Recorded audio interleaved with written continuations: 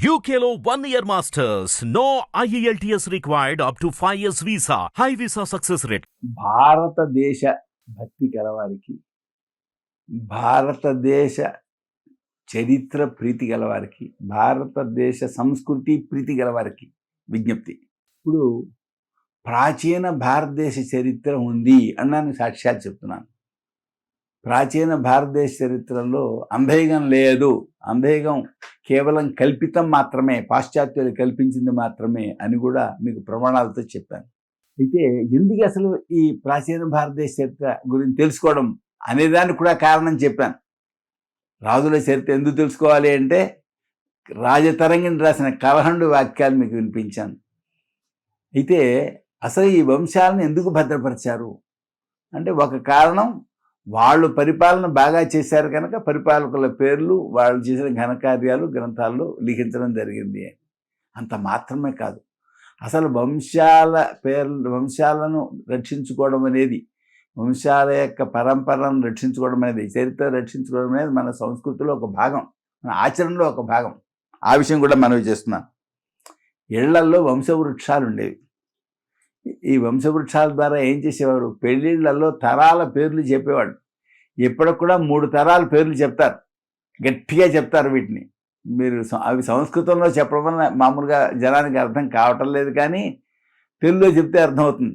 పెళ్లి కొడుకు యొక్క తండ్రి, అతని యొక్క తాత, అతని ముత్తాత, 3 తరాల పేర్లు చెప్తారు. వాళ్ళ గోత్రము పేర్లతో సైతంగా చెప్తారు. అయితే కేవలం 3 తరాలు మాత్రమే చెప్పేవారు అనుకోకండి, ఇప్పుడు 3 తరాలే చెప్తున్నారు. 21 తరాలు చెప్పాల్సిన అవసరం ఉంది. ఎందుకంటే మనకి పురుళ్ళు మేళ్ళు ఉన్నాయి, పాటించే పద్ధతి ఉంది. ఈ పురుళ్ళు మేళ్ళు పాటించడం కొన్ని తరాలు అయితే మారుతుంది. 3 తరాల వరకు ఇప్పుడు తెలుసు, కానీ పూర్వం 21 తరాల వరకు తెలిసే. 21 తరాల వరకు తెలిస్తే మొదటి 7 తరాల వరకు ఒక రకమైన నియమాలు, ఆ తర్వాత అంతకు ముందు 7 తరాలకు ఇంకో రకమైన నియమం, అంతకు ముందు ఇంకో 7 తరాలకు మరో రకమైన నియమం. ఈ పురుళ్ళు మహిళలు అనే అంశాల్లో పాటించడం ధర్మశాస్త్రాల్లో చెప్పబడింది. కనుక వాటిని సక్రమంగా పాటించడం కోసం 21 తరాలు మనకి తెలియాల్సిన అవసరం ఉంది. పూర్వం ఆ 21 తరాల పేర్లతోటి వంశ చరిత్ర ఉండేదన్నమాట.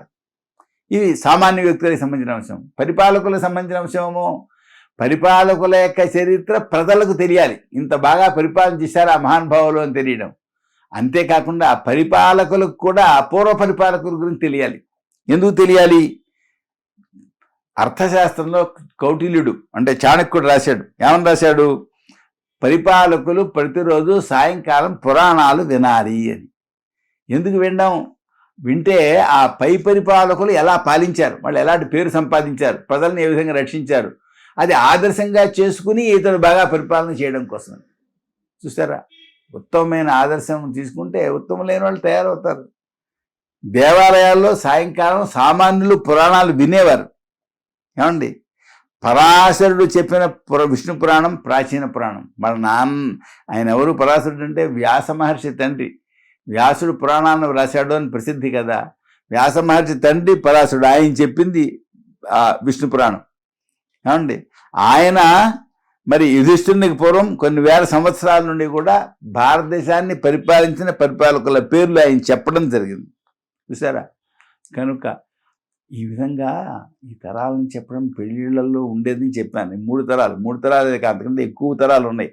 శ్రీమద్ రామాయణంలో సీతా కళ్యాణ సందర్భంగా ఎక్కడ ఇక్ష్వాకు మహారాజు మొదలుకొని రామచంద్రుని వరకు ఆ వంశం అంతా చెప్పారండి. ఇదిగో ఇటువంటి ఉత్తమమైన వంశము అని. ఈ వంశాన్ని గురించి చెప్తే రామవంశం అవతల సీతాదేవి వంశం గురించి కూడా వాళ్ళు చెప్పారు. కనుక వంశ చరిత్రలు తెలుసుకుని తర్వాతనే పిల్లనిచ్చేవారు, పెళ్లి చేసేవారు. కనుక ఈ వంశ చరిత్రలు ప్రామాణికమైనవి, కల్పితం కాదు. ఇది ప్రధానాంశం. ఈ దీంట్లో పురాణాల్లో ఉండే వంశ చరిత్రలు, రామాయణంలో ఉండే వంశ చరిత్ర కల్పితం కాదు. ఎందుకని? వాళ్ళ పెళ్ళిళ్ళల్లో వాళ్ళు చెప్పుకోవడం కోసం వినియోగించినవి. అసత్యాలుగా చెప్తే ఊరుకుంటారండి. అంతమంది జనం మధ్య ఎక్కడో రహస్యంగా కూర్చొని రాసేది కాదు. క్లాసు మధ్యలో పిల్లల మధ్య చెప్పే అబద్ధాలు కావు ఇవి. అనేక మంది, అనేక దేశాల వాళ్ళు, దేశంలో ఉండే అనేక జనులు ఉన్న మధ్యలో ఇదిగో ఈ దేశంలో ఈ దేశాన్ని ఫలానా వాళ్ళు ఇలా పరిపాలన చేశారు, ఈ వంశంలో వాళ్ళు ఈ ఘనకార్యాలు చేశారు అని చెప్పి వాళ్ళు చెప్పిన తర్వాత ఇటువంటి వంశంలో ఉండే పిల్లవాడికి ఇటువంటి వంశంలో ఉండే పిల్లని ఇస్తున్నాము అని చెప్పుకునేవారు. ఇక్కడ అసత్యాలు చెప్పడం ఎలా చిక్యం అవుతుంది? సత్యాలు ఎవడోడు చెప్తాడు, నువ్వు చెప్పేది నిజం కాదయా అంటాడు, పోతుంది అక్కడ గౌరవం. కనుక సత్యం మాత్రమే చెప్పాల్సి ఉంటుంది. వాటిని ప్రత్యేకించి సాయంకాలపు వేళ ప్రభువులు వినేవారు. తేడా చెప్పినట్లయితే ఆ చెప్పేవాడు తలకాయ తీసేస్తారు. ఇది నిరంకుశ ప్రభుత్వం. రాజు తలకాయ తీస్తే ఎవడో అడ్డపెట్టేవాడు లేడు, జైల్లో పడేయండి అంటారు. కనుక మన దేశంలో లాగా అసత్యపు చరిత్రలు చెప్పేస్తే ఊరుకోరు, తలకాయ తీసేస్తారు. అటువంటి కాలంలో బయలుదేరిన ఉదాత్తమైన చరిత్రలు ఇది. ఏమండి? కనుక వంశవృక్షాలు ఏవైతే ఇప్పుడు చెప్పుకున్నామో ఇవి ప్రామాణికమైనే భావించాలి తప్ప ఇవి ఎవరో కల్పించారు అని చెప్పడానికి వీలు లేదు. అదొక అంశం. ఇక మన దేశంలో ఉండేటువంటి వంశాలు పరిపాలకులు వీళ్ళ గురించి చెప్పాం. మన చుట్టుపక్కల దేశాల్లో ఉండే పరిపాలకుల గురించి కూడా చెప్పాం. ఏమండి? పరిపాలకుడు కాకపోయినా లోకమాన్య బాలంగాధర తిలక్ గారు ప్రాచీన భారతదేశానికి సంబంధించిన ఒక విశేషాన్ని వేదం ద్వారా తెలిపారండి. అది గొప్ప విషయం. కాల నిర్ణయానికి వేదాన్ని ప్రమాణంగా తీసుకున్నారు ఆయన. ఏమిటి ఆ ప్రమాణం? అహోరాత్రాలు సమానంగా ఉండే కాలాన్ని విషువత్తు అంటారు. ఆ విషువత్తు సంవత్సరానికి ఆది రోజు అని చెప్పారు ఆయన. ఎందుకంటే ఆ విషువత్తు ఆధారంగా చేసే యజ్ఞాలు ఉండేవి, వేదంలో ఉన్నటువంటి యజ్ఞాలు. ఆ యజ్ఞంలో విషువత్తు మధ్య రోజు అవుతుంది. అంటే దాని ముందు అర్ధ సంవత్సరం, తర్వాత అర్ధ సంవత్సరం ఉంటుంది, మధ్యలో విషువత్తు అనే రోజు వస్తుంది. ఏమండి? అయితే ఈ విషువత్తు విశేషం ఏమిటి? అప్పుడు సూర్యుడి దగ్గర ఉన్న నక్షత్రం ఏదో ఆ నక్షత్రాన్ని మొదటి నక్షత్రంగా లెక్క కట్టేవారట. ఏమండి? ఒక్కొక్క విషువత్తు ఒక్కొక్క నక్షత్రం నుండి మరొక నక్షత్రానికి వెనక్కి నడుస్తుంది అని చెప్పారు.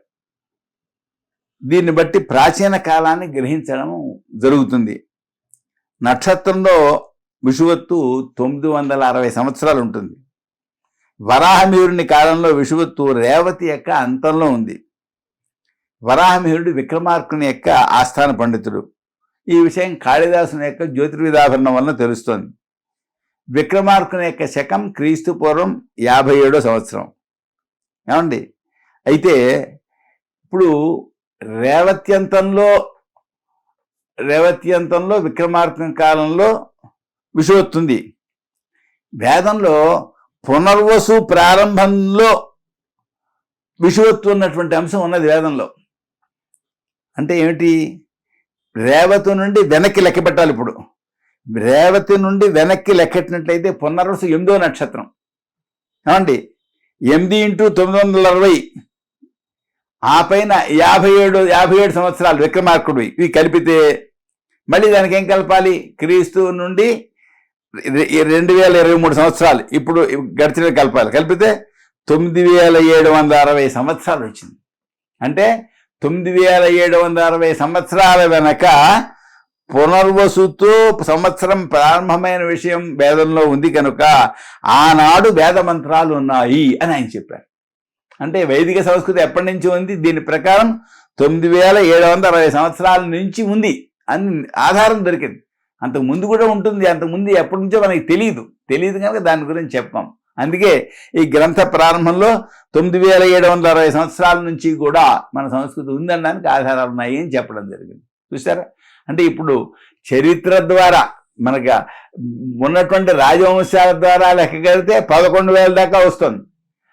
కేవలం ఇప్పుడు వేదంలో ఉండే ఈ మంత్రం ద్వారా 9760 సంవత్సరాల నుంచి కూడా ఈ సంస్కృతి ఉంది అని తెలుస్తుంది. కానీ సుమారుగా 10,000 సంవత్సరాల నుంచి భారతదేశ చరిత్ర ఉంది అని చెప్పడానికి ఆధారాలు మన దగ్గర ఉన్నాయి. దానికి వంశవృక్షాలు ఉన్నాయి. పేర్లు ఎవరి తర్వాత పరిపాలించారు, ఏ వంశం తర్వాత ఏ వంశం పరిపాలించారు, అంతా కూడా ఉన్నది.